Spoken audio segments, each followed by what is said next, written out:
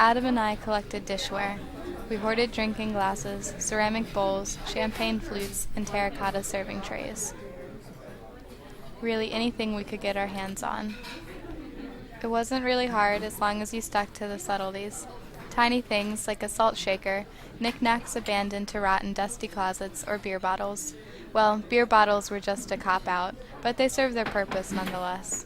I had never gotten caught, but Adam had once tried to make off with a decorative flower vase at an Oriental restaurant down on Park and Fourth. The waiter caught him, and Adam just stood there like a deer in headlights. We would often go on dates to fancy restaurants like that. Drink the water, eat the complimentary bread rolls, chew the fat.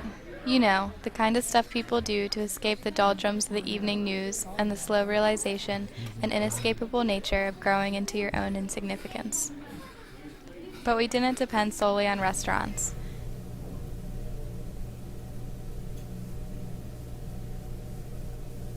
Each night I carried a glass of tomato juice to bed.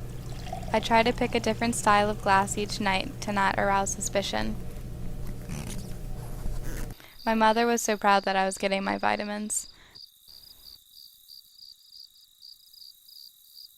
I hate tomato juice.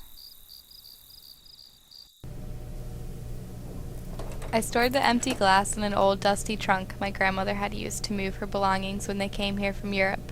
No one seemed to notice the glasses were missing.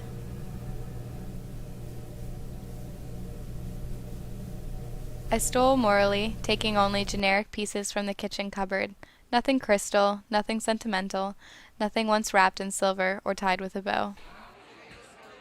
During lunch, we padded our book bags with bubble wrap to protect our loot until we could stash it.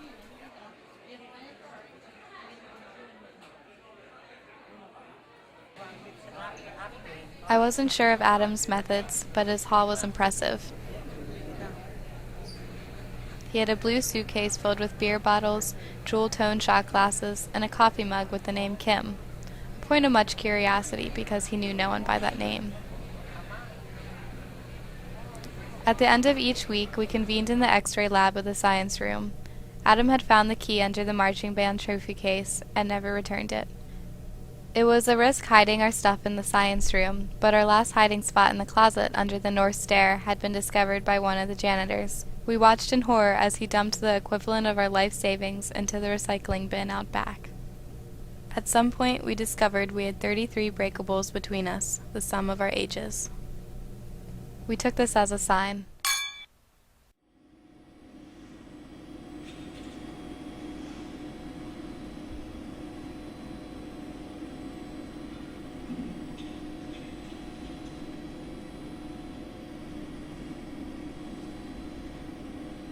We headed to the west wing of the school where they were building a new swimming pool and descended into the shallow end.